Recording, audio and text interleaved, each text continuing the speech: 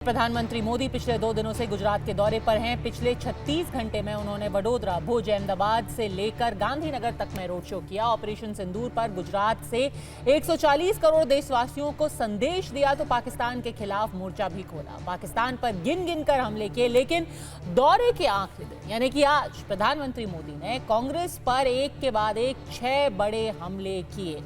इसमें पीओके पर कांग्रेस पार्टी की ऐतिहासिक भूल भी शामिल थी। प्रधानमंत्री ने कहा कि अगर 1947 में पाकिस्तानी मुजाहिदों का हिसाब कर दिया गया होता, अगर सरदार पटेल की बात मान ली गई होती, अगर पीओके यानी कि पाकिस्तान ऑक्युपाइड कश्मीर को भारत का हिस्सा बना लिया गया होता तो आज ये दिन भारत को नहीं देखना पड़ता। जो आतंकवाद 1947 में पनपा, उसी का वार आज भी, उसी का दंश आज भी भारत झेल रहा है। साथ ही साथ उन्होंने यह भी कहा कि इंडस वाटर ट्रीटी भारत के हितों के खिलाफ था। इसके बावजूद भारत के हित को गिरवी रखा गया और उसकी मार आज तक देश झेल रहा है। 1947 में जब मां भारती के टुकड़े हुए,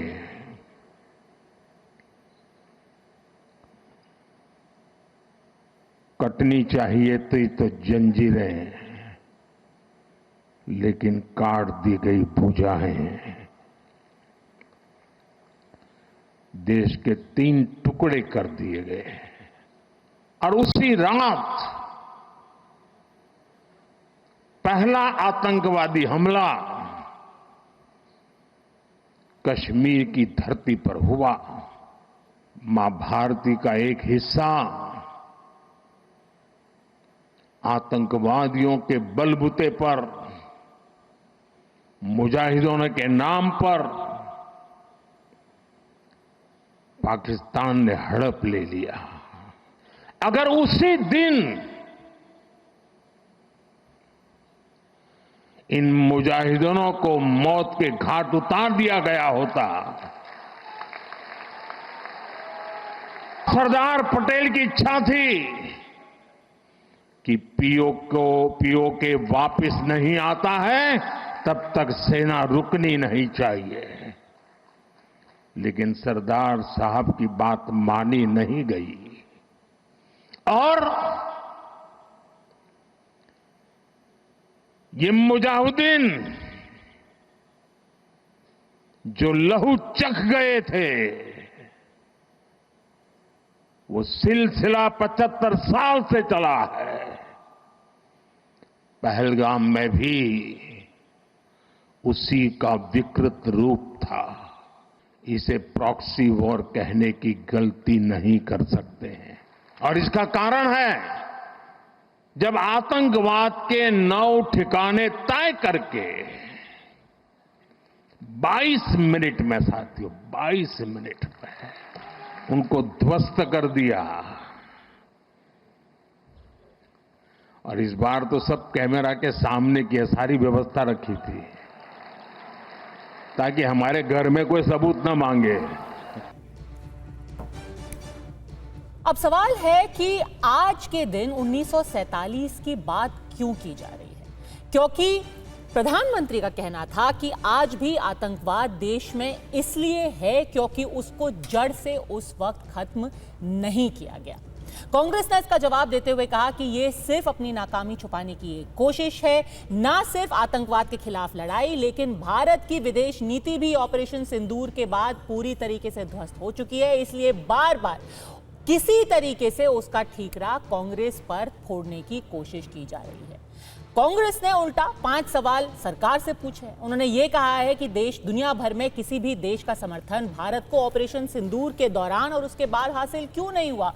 क्यों आज भी भारत और पाकिस्तान को एक साथ देखा जा रहा है, उनको एक जैसा ही आंका जा रहा है? और यहां तक कि शिवसेना के सांसद संजय राउत ने तो पूरा ऑपरेशन सिंदूर खत्म होने के बाद, शुरू होने के बाद, पॉज होने के बाद यहां तक कह दिया कि यह पूरा ऑपरेशन ही एक फेलियर है। परेश रावल की तरह डायलॉग्स दे रहे हैं, साहब जा कर ये सिंदूर है, इसमें रगों में मांग क्या है, खून है, गर्म है, ठंडा है, और गोली खाओ रोटी खाओ, ये प्रधानमंत्री है, ये प्रधानमंत्री है देश के। आज तक हमें जवाब नहीं मिला कि 2023 में पुंछ में जो आतंकियों ने किया, 2 अक्टूबर 2024 में गांधरबल में जो किया, गुलमर्ग में अक्टूबर 2024 में जो किया, पहलगाम में अप्रैल 2025 में जो किया, उन आतंकियों का क्या हुआ, वो कहां है? क्या सीजफायर की शर्तों में इन्हें वापस लाना है या नहीं है? कोई जवाब नहीं। जवाब मांगो, सवाल पूछो तो ये डायलॉग आते हैं आपके पास। ऑपरेशन सिंदूर ये एक फेलियर ऑपरेशन है सबसे पहले, लेकिन in the interest of nation हम अपोजिशन वाले उस पर ज्यादा बात नहीं करना चाहते। दूसरी बात यह है कि ऑपरेशन सिंदूर करने की जरूरत क्यों पड़ी है? इसलिए कि पहलगांव में 26 हमारे माता भगिनी का सिंदूर उजाड़ दिया आतंकवादियों ने। उसके लिए जिम्मेदार देश के गृह मंत्री अमित शाह है, और उसका प्रायश्चित लेने के लिए अमित शाह जी ने अपने पद से इस्तीफा देना चाहिए। तो ऐसे में आईडी के सवाल हैं बिल्कुल सीधे। 2025 में आतंक से लड़ाई 1947 की ऐतिहासिक भूल पर क्यों आई, और कैमरे पर जब पूरा ऑपरेशन सिंदूर के सारे सबूत है तो आज भी विपक्ष को क्यों इसमें नाकामी नजर आ रही है? राजीव जेटली प्रवक्ता बीजेपी हमारे साथ जुड़ गए हैं, कांग्रेस से हमारे साथ डॉक्टर निशांत आनंद जुड़े हैं, राशिद किदवई वरिष्ठ पत्रकार, साजिद सुपारीवाला प्रवक्ता शिवसेना यूबीटी, और डॉक्टर ओमजी उपाध्याय इतिहासकार थोड़ी सी देर में ही हमारे साथ जुड़ जाएंगे। राजीव जेटली जी, आज पुण्यतिथि है पंडित नेहरू की, और आज के दिन आपने पहलगाम हमले का भी ठीकरा उनके सर पर फोड़ दिया, क्यों?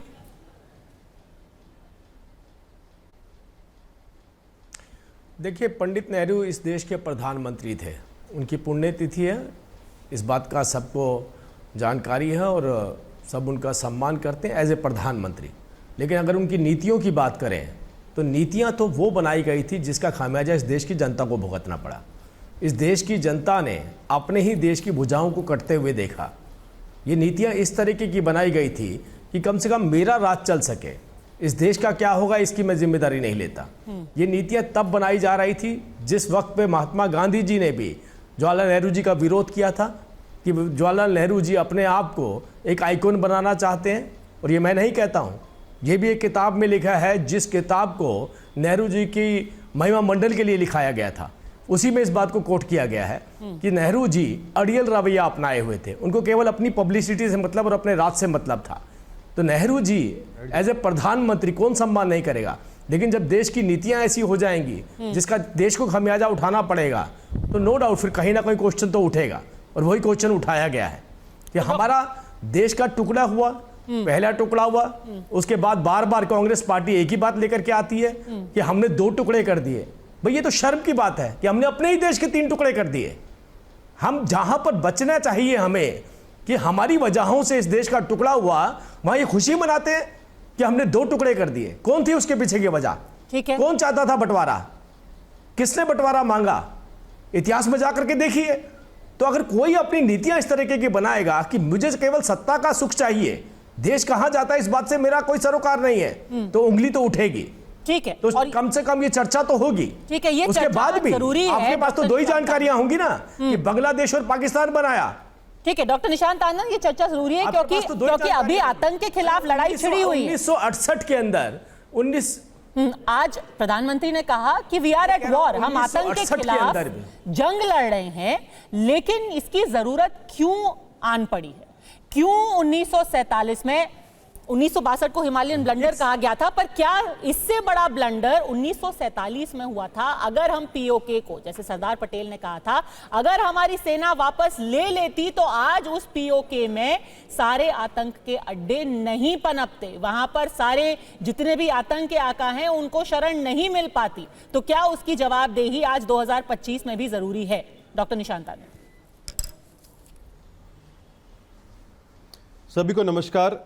देखिए, सबसे पहले आज पंडित नेहरू जी की पुण्यतिथि है और भाजपा का, मोदी जी का इस तरीके का भाषण में कहना मुझे लगता है उनकी निंदनीय राजनीति का एक और एग्जाम्पल है। देखिए, मैं आपको कुछ डिटेल्स देता हूं कि पहले तो ये जो 1948 की वॉर थी, युद्ध था, वो 1 साल से ज़्यादा चला था, तो कोई 3 दिन की इसकी कोई स्टोरी नहीं है। जो इंडियन आर्मी के चीफ थे जनरल फ्रांसिस रॉबर्ट, उन्होंने लेटर लिखा था कि इंडियन ट्रूप्स फटीक है और हम इस वॉर को कंटिन्यू नहीं कर सकते। सरदार पटेल ने बलदेव सिंह को 13 सितंबर 1947 में लेटर लिखा था that if he accept Kashmir joined with Pakistan, he wanted to trade Hyderabad and Junabad. Point number 3, Junagadh. 3rd Jan 1948 Calcutta में सरदार पटेल ने भाषण में अपने कहा था that open first, then we have to disguise warfare. It was this reason that we accepted the UN. देखिए, हमें समझना जरूरी है कि पंडित नेहरू जी ने और भारतीय राष्ट्रीय कांग्रेस ने इस देश को वो सब चीजें दी हैं जिससे आज हम गर्व करते हैं, चाहे वो IIT हो, एम्स हो, DRDO हो, इसरो हो, ग्रीन रेवोल्यूशन हो, व्हाइट रेवोल्यूशन हो, राइट टू एक्ट हो, चाहे इंडो US न्यूक्लियर डील हो।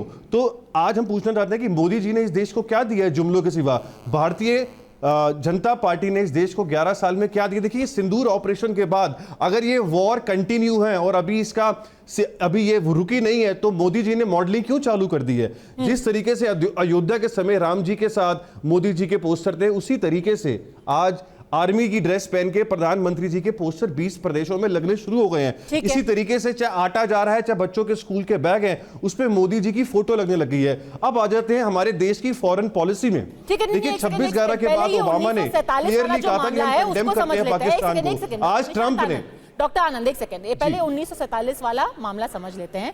डॉक्टर ओम जी उपाध्याय, क्या ये सही है, क्या ये इस वक्त प्रैक्टिकल है कि ये कहा जाए कि 2025 में पहलगाम हमले की जिम्मेदारी भी 1948 में जो फैसला लिया गया था उसकी वजह से? देखिए, इतिहास तो हम याद करते ही हैं और इतिहास का काम भी है कि हमें एक सही मार्ग सुझाए, सही बातें हमें बताए। 1947-48 में जो हुआ वो आज अगर घटना के तौर पे कोई जिक्र करता है तो उसका स्वागत होना ही चाहिए, उसमें कोई ऐसी समस्या नहीं है। उस बात को जानना भी चाहिए हमारे नई पीढ़ी को, हमारे देशवासियों को, कि 47 में हमसे ऐतिहासिक भूलें या ब्लंडर्स क्या क्या हुए थे। देखिए, एक तो देश का विभाजन, आज के आतंक का रूट कॉज हम उसको कह सकते हैं।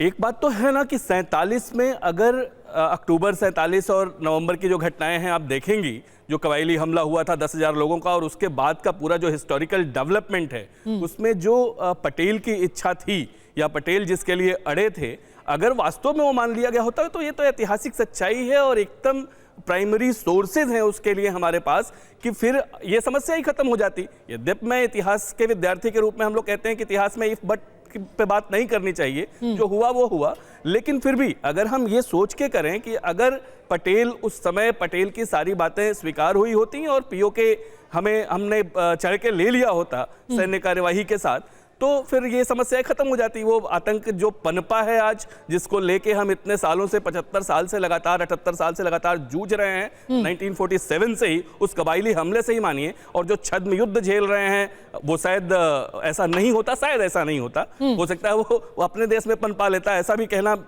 ठीक है, बट बहुत नहीं होता। लेकिन ये ऐतिहासिक सच्चाई है कि उस समय हम पीओके ले सकते थे और इस समस्या को जड़ से खत्म। राशिद किदवई, आप मुस्कुरा रहे हैं क्योंकि ये भी कहा गया है कि उस वक्त कई सारी प्रॉब्लम्स थी जिससे देश उस वक्त जूझ रहा था।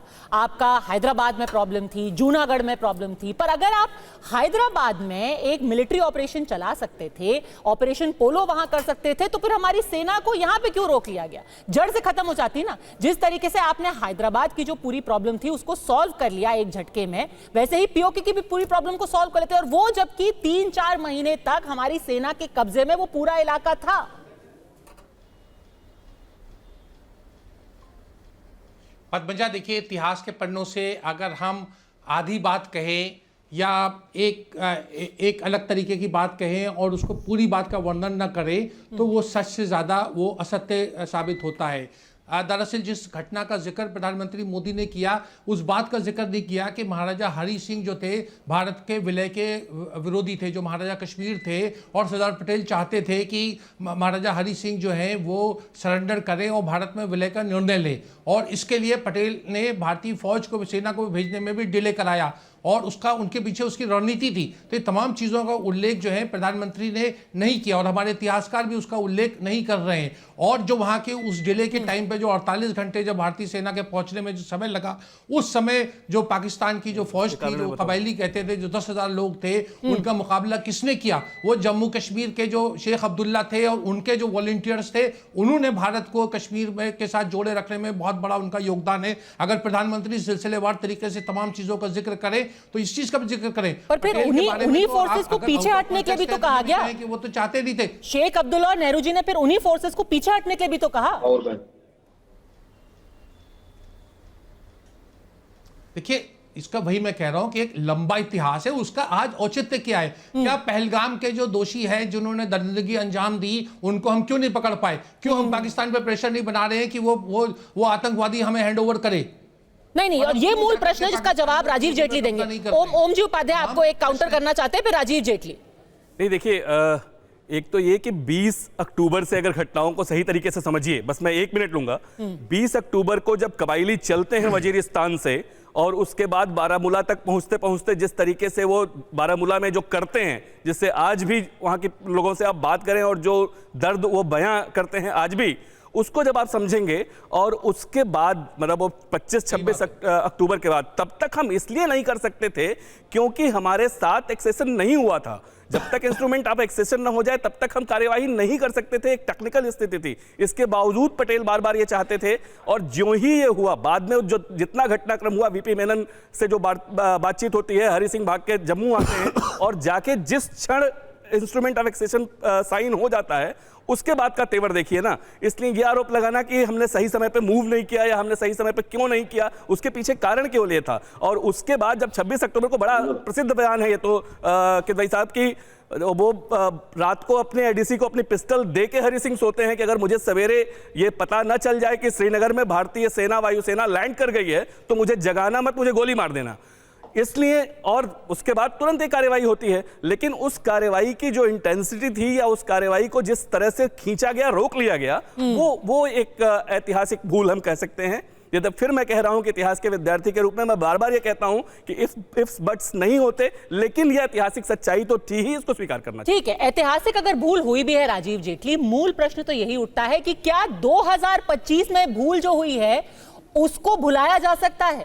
पहलगाम में अगर सिक्योरिटी नहीं थी, अगर वहां पर मदद पहुंचने में 1 घंटा लग गया, 1945 1949 का जिक्र करके उसको तो खत्म नहीं किया जा सकता ना, उसकी तो जिम्मेदारी अभी भी बनती है।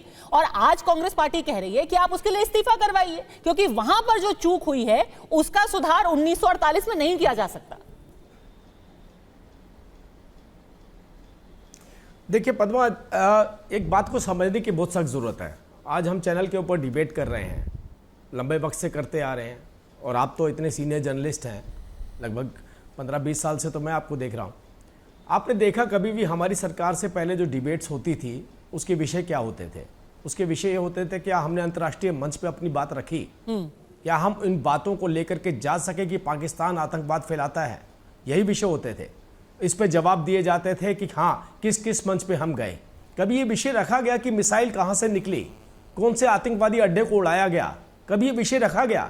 कभी बताया गया ऐसा? आज डिबेट इस बात पे हो रही है कि आपने जो कड़े एक्शन आतंकवादियों के खिलाफ लिए हैं, जो उनकी भूमि पर जाकर के उनको मारा है, उसमें हमें बताइए कि क्या क्या कमियां रह गई और क्या बेहतर हो सकता था। अब ये सोचिए, दोनों बातें बिल्कुल अलग है। हमने तो लगभग 650 जावें गंवाई हैं मात्र 3 साल के अंदर, 2005 से लेकर 2008 के बीच में, और एक बार भी कल्पना भी नहीं हुई कि क्या हम कभी पाकिस्तान की भूमि पर जाकर उनको मार सकते हैं। आज ये विषय उठ रहा है कि जो आपने मारा, जो आतंकवादियों को मारा, जो उनके अड्डे उड़ाए, वो अड्डे जो उड़ाए वो कितने उड़ाए, कैसे उड़ाए, कौन सा बम था, कौन सा नहीं था, कितना डैमेज हुआ, कितना नहीं हुआ, ये एक चर्चा का विषय हो रहा है। इसीलिए हमने बोला कि जो नींव आपने रखी थी, हमारी तो सबसे बड़ी प्रॉब्लम क्या रही थी, हम आतंकवादी को कब का हम खात्मा कर सकते थे अगर हमने तुष्टीकरण की नीति ना अपनाई थी, क्योंकि इस देश का मुसलमान हमारे साथ खड़ा। आज ये डरते थे कि अगर हम आतंकवादियों को मारेंगे तो मुसलमान हमारे खिलाफ हो जाएगा। अरे वो तो भारतीय जनता पार्टी के साथ खड़ा हुआ, देश के साथ खड़ा हुआ, सरकार के साथ खड़ा हुआ।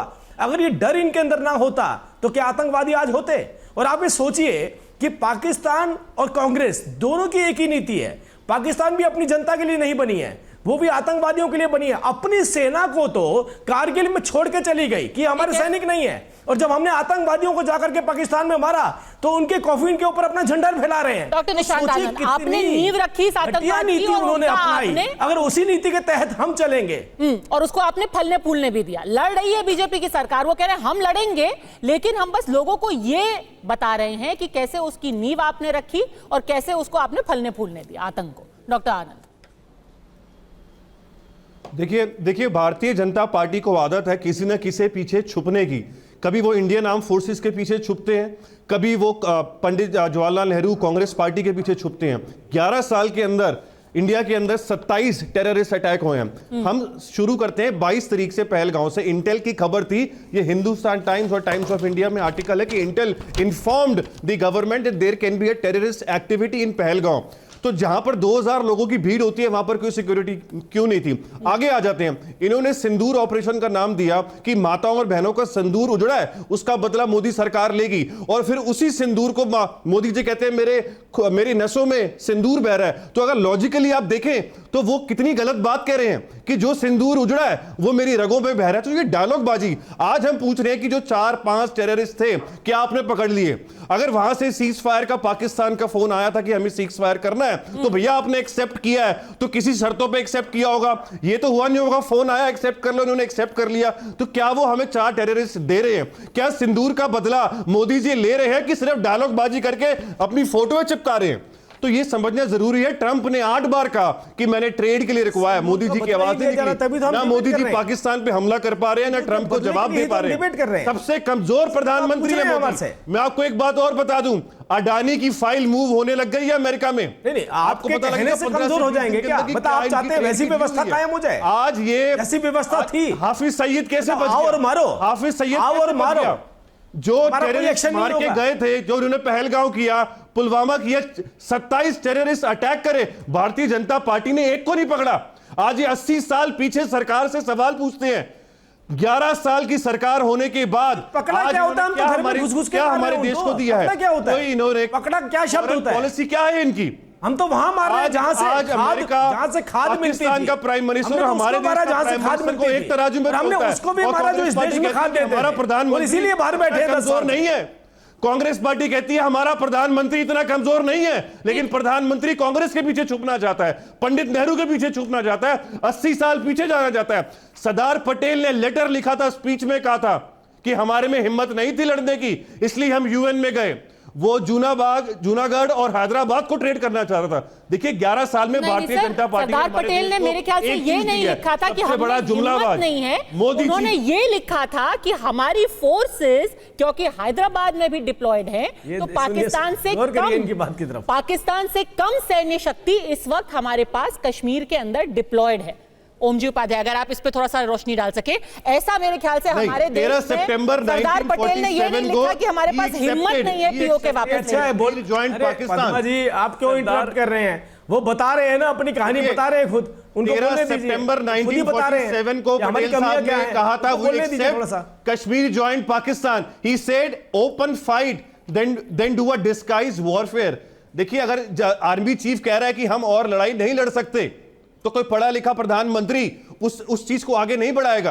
आज 80 साल पीछे क्या जनता को दिखाना चाहते हैं कि मैं कितना कमजोर प्रधाधनमंत्री हूं? 11 साल में आज हमारी फॉरेन पॉलिसी हो, चाहे हमारी ट्रेड की जो डील हो, आज हम टैरिफ आपने यहाँ पे जो पॉइंट उठाया उसको क्लैरिफाई करना बहुत जरूरी है। ओम जी उसको क्लैरिफाई करेंगे, फिर साजिद सुकारी बार-बार सरदार बार-बार किसी भी सरदार पटेल। एक आखिरी बात, योगी जी ने लोकसभा चुनाव में कहा था कि इस बार तीसरी बार प्रधानमंत्री आपको पीओ के लाके देंगे। 6 महीने में आपको पीओ के लाके देंगे। अमित शाह ने पार्लियामेंट कहा था 3 दिन अगर आप कह रहे हैं कि हमारा होता, आर्मी ने अपने हथियार डाल दिए थे, उन्होंने कहा था कि हमारे पास हिम्मत नहीं है, ये एक बहुत बड़ी बात कह रहे हैं। और मुझे ऐसा इतिहास में कभी याद नहीं है कि मैं वही बात बोल रहा हूँ आपसे, सरदार पटेल ने कहा हो कि हमारी आर्मी लड़ नहीं सकती। इंडियन आर्मी चीफ जितना मुझे याद है, जितना मैंने पढ़ा है सर, हमारी आर्मी वहां जमीन पर। एक सेकंड, सबका ऑडियो डाउन। ओम जी उपाध्याय, इसका लाइन करेक्ट करना बहुत जरूरी है। सरदार पटेल ने कभी भी किसी करेस्पॉन्डेंस में, किसी भी बातचीत में जो रिकॉर्ड पे है, ऐसा कहीं कोई स्टेटमेंट नहीं आया। मैं चुनौती देके कहता हूं कि डॉक्टर साहब जो कह रहे हैं, अगर उसे प्रमाण के साथ मुझे दिखा दें तो ये संभव ही नहीं है, कहीं ऐसा नहीं आया। एक बात। दूसरी बात, अगर उस समय की आप बातचीत को जो रिकॉर्ड पे है आप उसको ध्यान से देखेंगे डॉक्टर आनंद को रखिए, हाँ। तो 1 नवंबर से पहले मतलब 26-27 को जब जिन्ना ने यह प्रयास किया अपनी सेना को बुला के, जनरल ग्रेसी और जनरल ओकेन को बुला के कि वो फुल फ्लेज्ड वार लड़ें, और वहां पे उन्होंने मना कर दिया कि हम ऐसा नहीं कर सकते, हम अपने ही रिसोर्सेज को, दोनों तरफ उस समय ब्रिटिश सेना प्रमुख थे, उन्होंने कहा कि हम अपने रिसोर्सेज को क्यों बर्बाद करें, इसके लिए वो नहीं कर सकते, इंटरनेशनल वार में नहीं जा सकते वो, क्योंकि एक्सेशन हो चुका है, उस एक्सेशन को मानने के लिए तैयार नहीं थे। तब जिन्ना ने पासा फेंका कि आप आके हमसे लाहौर में बात करें, उन्होंने ये प्रस्ताव भेजा था और रिकॉर्ड पे है डॉक्टर साहब ये कि उस प्रस्ताव पे जब बात हुई माउंटबेटन, नेहरू जी और पटेल के बीच, तो बाकी दोनों लोगों का, सरदार पटेल के अलावा दोनों का विचार था कि हमें जाना चाहिए लाहौर, हमें लाहौर जाना चाहिए अकेले। फिर उसके बाद 1 नवंबर को लाहौर गए, जब पटेल ने इसका बहुत मुखर विरोध किया कि क्यों जाए भाई, हमें कतई नहीं जाना चाहिए, युद्ध उन्होंने किया है, हमें जवाब देना है और पूरी मजबूती से जवाब देना है, हम उनसे बातचीत करने क्यों जाएं। और उसके बाद केवल माउंटबेटन गए और उस बातचीत का पूरा जो रिजल्ट है वो आप देख लीजिए, ऐसा कतई नहीं हुआ था, कभी नहीं हुआ था। डॉक्टर आनंद, आप क्लैरिफाई करना चाहेंगे? देखिए, मैं अब रिपीट करता हूं, Indian army chief general Francis Robert Roy, मैं कोट कर रहा हूं डेट के साथ, that he warned of fatigue among Indian troops in Kashmir and told Nehru that an overall military decision was no longer possible. This is the army chief, not a politician. On 23rd December 1948, Butcher wrote that Pakistan was likely to go on the offensive and a broader war was possible. Now PM Modi has claimed in the past that Sardar Patel as PM would have gained POK. देखिए, in 13 September, last line, 13 September 1947, that he would accept, ये पटेल साहब ने कहा था, if Kashmir joined Pakistan, his idea was that Hyderabad and Junagadh could be traded for Kashmir.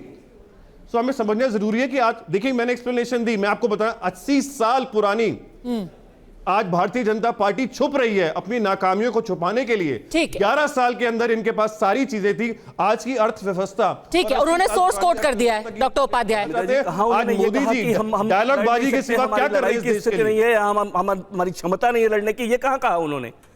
What does it mean? What does it mean जब वो कह रहे हैं कि हमारे मिलिट्री फटीग है, हमारी मिलिट्री फटीग है, इसका क्या मतलब है? नहीं, ये बात हो रही है दिसंबर 48 की, आप जिक्र कर रहे हैं दिसंबर 48 में जाकर सेना प्रमुख का is in fatigue condition, 31 we cannot proceed को तो the way we've been खत्म ही हो गया था, वार बंद हो गया था, और 1 साल से ज्यादा युद्ध चला था। आप तो 4 दिन में बैठ गए घर पे सिंदूर नाम देके, आप 4 दिन में सिंदूर का नाम देके घर पे बैठ गए, उनको अपनी नसों में डाल लिया आपने। दिन भी देखिए, सिंदूर को नसों से निकालो, जिन माता बहनों को सिंदूर निकला उनको आप ठीक करके दो, उसको ध्यान से जुमले नहीं चलेंगे। It was focused, Modi ji ना पाकिस्तान पे हमला कर पा रहे हैं, ना ट्रंप को जवाब दे पा रहे हैं, घोषित सिर्फ कांग्रेस पार्टी पंडित जवाहरलाल नेहरू को सुनना चाहते हैं। बोल सुन लीजिए थोड़ा, ठीक है। वो पहले दिन ये घोषित था कि it was focused, measured and non escalatory. जब हमने कह दिया था कि नॉन एस्केलेटरी है और 9 ठिकानों को 150 लोगों को मार के 9 ठिकानों को जिस तरह से ध्वस्त Pahalgam Intel inform the government, air bases को उड़ाया, नूर खान को उड़ाया, आप एक्सेप्ट ही नहीं करना चाहते, इस स्टोरी को एक्सेप्ट नहीं करना चाहते। ना आप टेररिस्ट अटैक की क्रेडिबिलिटी ले रहे हो, जो चाचा चौधरी ने अमेरिका में बैठ के पहले बता दिया, आप सीजफायर के एग्रीमेंट बता रहे हो, या आप ट्रंप को जवाब दे पा रहे हो। ठीक है, आप बहुत अलग अलग चीजों का जिक्र कर रहे हैं। पहले आप गलती हुई है कि देश ने प्रधानमंत्री मोदी को 3 बार प्रधानमंत्री बनाया। ठीक है, अच्छा वो गलती है। देखिए, आपने अपनी तरफ से प्रूफ दिया है, सिलेक्टिव इंटरप्रिटेशन ऑफ हिस्ट्री है, इतिहास को हर कोई अपने अपने एंगल से देख रहा है। आप कह रहे हैं कि हम लड़ने को तैयार ही नहीं थे। यहां पर बताया जा रहा है कि पहले मैं प्रेजेंट की बात कर रहा हूं कि क्या हमें वो 4, ठीक है, तो प्रेजेंट में आ जाते हैं। देखिए, हर कोई पाकिस्तान हमें वापस कर रहा है, ठीक है, हर कोई अपनी तरीके से उसको सबूत के तौर पर पेश कर रहा है। और सबूत की बात आ रही है तो शिवसेना का भी जिक्र कर देते हैं, साजिद सुपारी वाला। कोई भी इस वक्त तो कम से कम कांग्रेस भी नहीं कह रहा है कि हमें को सबूत दिखाइए ऑपरेशन सिंदूर का। आज प्रधानमंत्री ने यह भी कहा कि इस बार तो हमने हर जगह कैमरे पर एक एक चीज रिकॉर्ड करके रखी है, पाकिस्तान कैमरे से रिकॉर्ड करके भेज रहा है। लेकिन संजय राउत आपके सांसद कह रहे हैं कि पूरा ऑपरेशन ही फेलियर है। अब क्यों ऑपरेशन सिंदूर उनको फेलियर लग रहा है सर? पूरी रामायण खत्म होने के बाद उन्होंने क्यों कहा कि भाई पूरा फेल हो गया?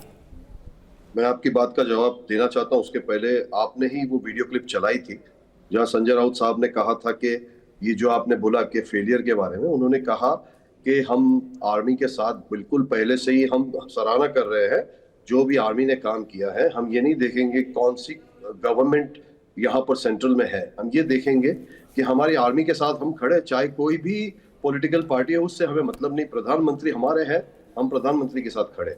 बात लेकिन ये हो रही है ना कि जो इसको प्राइवेटाइज किया जा रहा है, जिस तरीके से ये अपने खुद की जो पब्लिसिटी की जा रही है, जैसे कांग्रेस के प्रवक्ता भी कह रहे थे कि पब्लिसिटी खुद की जा रही है। ये 4 आतंकवादी सर, ऑपरेशन सिंदूर फेलियर है कि नहीं? सुनिए ना, आपके नेता ने बहुत साफ साफ बोला है ऑपरेशन सिंदूर फेलियर है। कैसे फेलियर है, थोड़ा सा इसका अगर व्याख्या करें। पद्मजा जी, मैं उसी पर आ रहा हूँ। Failure for our country, failure पूरी तरह नहीं, क्या कहा है आप फिर से सुनिएगा उनका बयान, मैंने सुना है।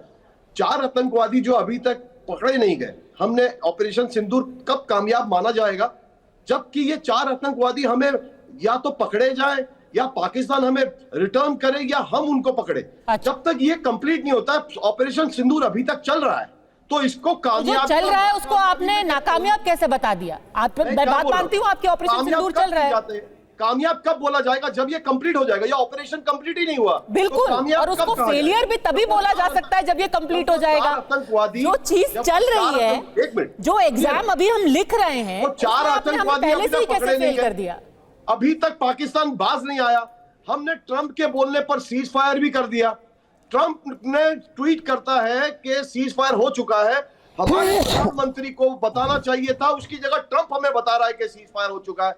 तो ये कैसे कामयाबी का जश्न मनाने के पहले हमें उस तक पहुंचना पड़ेगा, उस 4 आतंकवादियों को पकड़ना पड़ेगा, तब हम जश्न मनाने की बात करेंगे। ठीक है राजीव जेटली, ये इसको हम कामयाबी नहीं मान सकते। आपका जश्न बहुत जल्दी शुरू हो गया है क्योंकि अभी तक आतंकवादी 4 आतंकवादी अभी तक पकड़े नहीं गए हैं, तो एक तरीके से फेलियर ही माना जाएगा।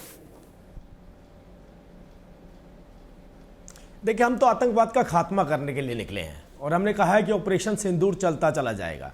और अगर पाकिस्तान ने कोई भी किसी भी तरीके की आतंकवादी गतिविधि करी तो उसके खिलाफ इसी तरीके की कार्रवाई होगी कि पाकिस्तान के शहर तबाह कर दिए जाएंगे।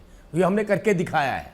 अब बार बार मैं इसी बात पे जा रहा हूं कि हमने करके दिखाया है, भी तो है ना, नहीं करा है उसके ऊपर भी तो चर्चा भी तो है ना। हम तो चर्चा इस बात पे कर रहे हैं, बोलने से रुके ना, इस बात पे चर्चा कर रहे हैं कि हमारी मिसाइल की इंटेंसिटी कितनी है, हम इस बात पे चर्चा कर रहे हैं कि डैमेज कितना हुआ है, हम इस बात पे चर्चा कर रहे हैं कि कितने आतंकवादी मारे गए, हम इस बात पे चर्चा कर रहे हैं कि और कितने मारने हैं। अरे भाई, हम तो ये पूछ रहे हैं आपने क्या किया, कांग्रेस ने क्या किया? हमने जो किया वो तो देश के सामने है, वो तो पाकिस्तान के सामने। और दूसरी बात, अभी तो आतंकवाद के ऊपर लड़ाई चल रही है। जब आतंकवाद की लड़ाई नहीं थी, मेरी बात सुनिए पद्मा जी, आतंकवाद की लड़ाई नहीं थी, आपको तब तो न्यूज में खबरें भी नहीं आती थी।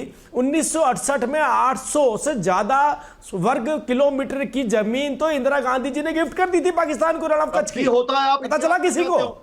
इतनी जमीन वैसे सरेंडर करके बैठे हैं। अरे ये तो कहते थे हमें राज करने दीजिए, अगर आपको कुछ चाहिए, आपको कुछ चाहिए तो लेते चले जाइए। इधर नेहरू जी पाकिस्तान दे रहे हैं, इधर नेहरू जी पाकिस्तान दे रहे हैं, उधर इंदिरा जी हमारी गुजरात की जमीन दे रही है, देते ही चले जा रहे हैं। मतलब आप देश को मत पता लगने दीजिए, हमारे को हमारा राज, हमें सत्ता का सुख भोगने दीजिए, जो जमीन चाहिए आप ले लीजिए।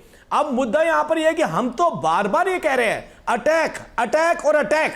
अरे बताइए ना, एक राजनीतिक पार्टी बताए किसके पास ये हिम्मत और विल थी कि अगर कोई आतंकवादी गतिविधि हो जाए तो उसके बाद हम पाकिस्तान में जाकर घुस करके मारेंगे, वहां अटैक करेंगे जाकर के? किसी में थी ये विल? थी तो रखिए हमारे सामने, और तो बताइए आपने कितनी बार अटैक करा पाकिस्तान के अंदर जाकर? आज तो बीएसएफ ने भी दिखाया कि कम से कम 70 ऐसी पाकिस्तान की पोस्ट है जिनको पूरी तरीके से धराशायी कर दिया गया। उन 70 पोस्टों को उड़ा दिया गया। वहां आईएसआई का एक सेफ हाउस भी था जो कि पाकिस्तान आर्मी चलाती थी, जहां से इंटेलिजेंस ऑपरेशन होते थे, और ये सब ऑन कैमरा है। पूरा नहीं मान, बहुत जल्दी जश्न मना रहे, जश्न मनाने का वक्त है।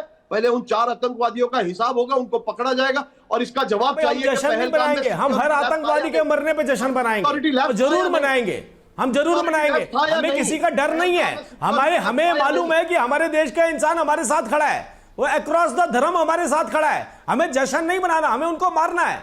हम बताएंगे भी, हमें डर नहीं है। मैं वही तो बोला, अगर ये डर आप लोगों के अंदर, आपके यूपीए अलायंस में ना होता ना, तो आज पाकिस्तान के आतंकवादी पाकिस्तान में होते, भारत में घुसने की कोशिश ना करते।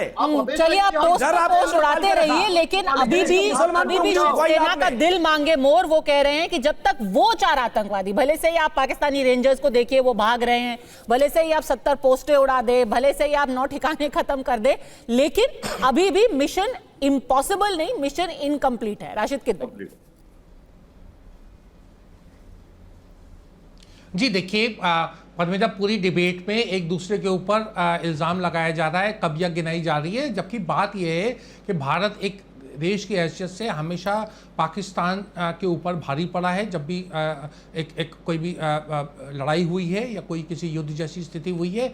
और जहां तक गलतियों की बात होती है, वो गलतियों का भी दोनों साइड से, क्योंकि कांग्रेस ज़्यादा समय सत्ता में रही तो उनकी कमियां हम गिनाई जा सकती। हमने ये भी देखा पद्मजा, नरेंद्र मोदी जी के कार्यकाल में ISI जैसी संस्था और पाकिस्तान के जो सीक्रेट सर्विस थे वो भारत की भूमि पे आए और उन्होंने एक ज्वाइंट प्रोब का भी हमने डेवलप किया। वो तजुर्बा कामयाब नहीं रहा, लेकिन वो भी इतिहास में दर्ज है। वो भी हुआ जो पाकिस्तान के साथ बातचीत करने की, शांति की पहल जो थी, वो अटल बिहारी वाजपेयी जो विदेश मंत्री थे 1978 में जब जनता पार्टी की सरकार थी, तब भी अटल जी मीनार पाकिस्तान पे गए और वो जाके उन्होंने एक बड़ा बयान दिया। और उसके बाद हम जानते हैं कि अडवाणी जी ने जो बयान दिया था जिन्ना के बारे में। तो तमाम चीज़ें हैं। इसको हम अगर एक तरीके से कहें कि एक राजनीतिक दल ने ये कहा, दूसरे राजनीतिक दल ने कहा, तो हम पूरे समय यही वाद विवाद करते रहेंगे। बात यह है कि पाकिस्तान बार बार हमें धोखा देकर आया है, पीठ पे छुरा घोंपता है, वो जिम्मेदार नहीं है, वो रिलायबल नहीं है। तो हमने अब की जो भी हमने एक पॉज किया, युद्ध विराम किया, वो किस बुनियाद पे किया, किसके कहने पे किया, ये प्रश्न उठता है।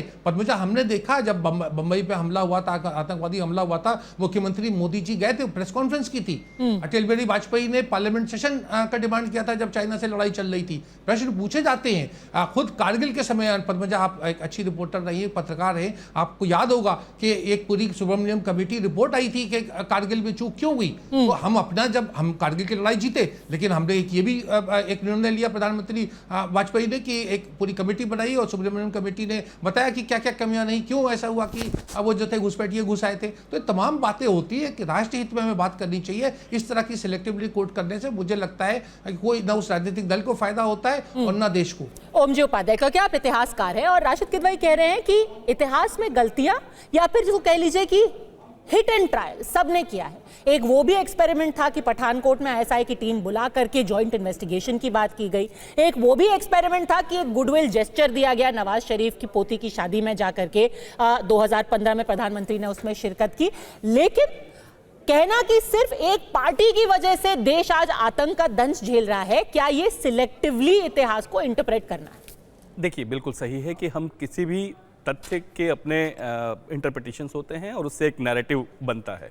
मैं इतिहास के विद्यार्थी के रूप में कतई एक पक्षीय बात करने के पक्ष में नहीं होता हूं। दोनों ही हर तरह के तथ्यों को ठीक तरीके से समझने के बाद जो निष्कर्ष होते हैं, इतिहास का लेखन हमेशा उस दिशा में जाना चाहिए। इसलिए किसी की नीयत पे प्रश्न उठा देना, किसी एक पार्टी पे कोई प्रश्न चिन्ह खड़ा कर देना, कतई ये इतिहासकार का धर्म नहीं होना चाहिए। पीछे हुआ है, पीछे बहुत बार ऐसा हुआ है कि इतिहास के तथ्यों को बहुत तोड़ मरोड़ के और बहुत गलत व्याख्या उनकी की गई।